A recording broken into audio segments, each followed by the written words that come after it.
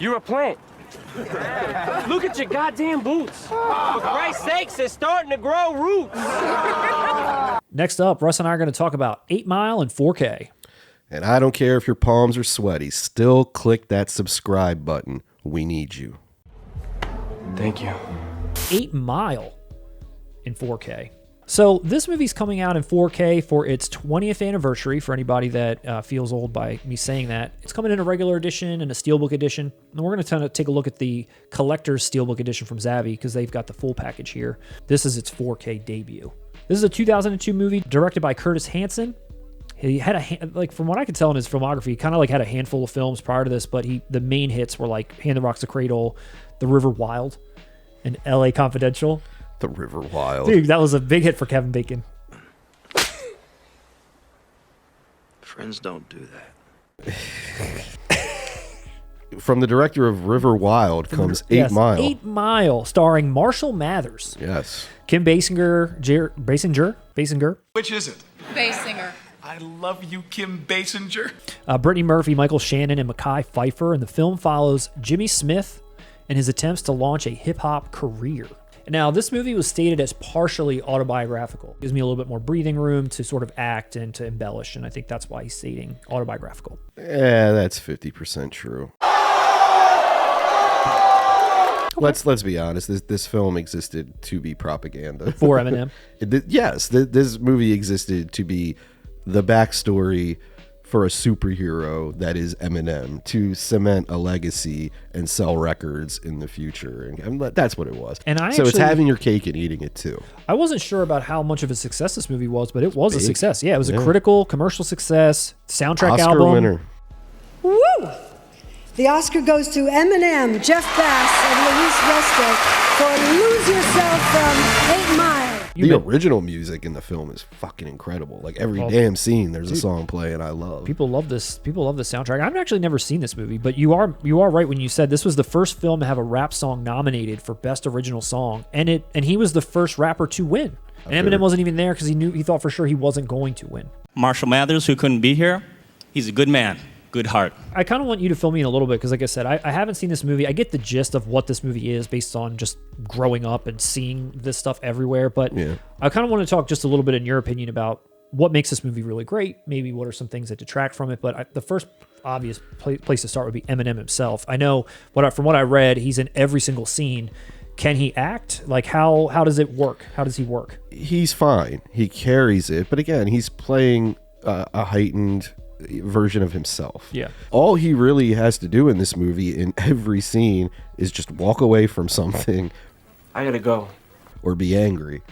Fuck you! If you have a basic knowledge of his music, yeah, he does anger pretty well. Yeah. And does he can handle that. Like walk away, like he can handle it. And again, I wouldn't call it a great performance, but he's not an actor. Yeah. So it's like, and he carried it, and he did not fail. Siskel and Ebert said that he had raw magic, and he was convincing without being too electric. I got the motherfucking AK, and I'm gonna spray every motherfucker from around your way. Like I said, it's easy to be convincing when you're just kind of doing a version of yourself. And I think what they're really speaking on is, let's face it, just how talented he is. Regardless of your thoughts, if you like his music, if you dislike his music, one thing you can't take away is that he is an excellent, if you're not a hip hop, he's an excellent lyricist. Yeah. He's an excellent wordsmith. He's an excellent MC. Hey. And so, that's what this movie's focusing on. So when you get to the end with the climax of the film, which is these battle scenes, it's like, holy shit, you're into it. What about the rest of the cast? That's what I was going to say. They're actually, and I didn't remember this back when I saw it the first time when it came out, they're actually really fucking good. Yeah. Right. Brittany Murphy's really good. Yeah. She's an underrated actress. Anthony Mackie, this is one of his first film. Mekhi Phifer is great in it. Was Kim Basinger miscast? No. That's what I read is from Critical, that she was the one that was miscast. Oh my God. Miscast for what? I don't know. This character is there just to be a parallel from what everyone knew at the time was that he didn't get along with his mother. She serves nothing to this plot. There's really no plot. Just like he has a little sister in the movie who is only in this movie to mirror the real life, what we knew as Haley. You know what I mean? His daughter. Yeah. Like there's nothing going on with Kim Basinger in this movie at all, just to portray her as trailer trash. The fuck? And I even read the only reason she did it was as a favor.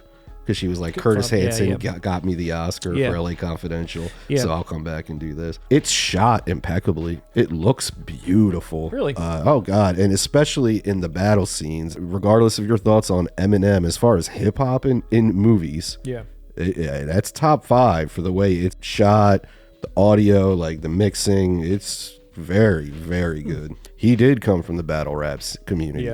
He can do all this stuff. He did do all of this stuff. So he is great at it. And to see him doing it, and dude, this is like 20 some years ago. This is back in his prime, pretty much. The final battle, which I'm assuming is the best, was compared to Rocky versus Apollo Creed.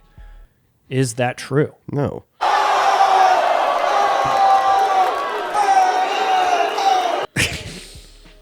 That's fucking hyperbole. Come on. I don't know, dude. I'm just asking you. This is the level that this has been brought to. And I think that's why I'm kind of going in, like, I'm trying to, like, not be negative, but provide some levity to this, because it's like, dude, it's not like, that legendary. Yes, like, it's calm down. There is so many elements in this film to like that you can kind of overlook the more questionable elements in it. Well, it was a complete hit. It was #1 in the box office, and it was the second highest opening for a rated R film. Curtis Hanson, he went on to do In Wonder Her Boys. Shoes. He did. He also did In Her Shoes and Lucky You. His filmography to me is like a little all over the place with the types of films that he did. And That Rocks the Cradle is great. I don't care what anyone says. Don't fuck with me, Rita. And you mentioned that Eminem never took another acting role. According to him, or according to some reports or quotes or whatever, I'm not sure, but he claimed that this movie, and again, he's in every scene, this movie was too taxing for him, and he said he would never act again as a result. Like, he did not enjoy the whole experience. Think about it. Well, he was filming this movie and doing 2 albums at the same time. Yeah, it's the 8 a lot. Mile soundtrack, which I said was all original. None of that stuff is in the movie. Yeah. And then Eminem's show, I think at that time, that was coming out as well. I mean, that's a lot. As far as physical media is concerned, the DVD was released in 2003. It made $75 million in sales and rentals in its first week, which was the biggest physical media debut for a rated R film, placing it in the top 10 releases of all time. DVD. Dude, when this came out, also spaghetti sales went through the roof. Well, now it's out in 4K, Russ. 20th anniversary. Again, it's a regular. There's a Steelbook. There's this solid collector's edition from Zavvi. There's no new features to speak of. They're still using the same old DVD ones. But this has been remastered in 4K with HDR. Again, the Zavvi package comes with all the traditional stuff. It looks pretty solid. So if you're a fan of this movie, pick it up. It has a great look. So I might pick this up, actually. Pick it up. I'm talking myself into wasting money coming here. I got to stop doing this podcast, man. I'm going broke.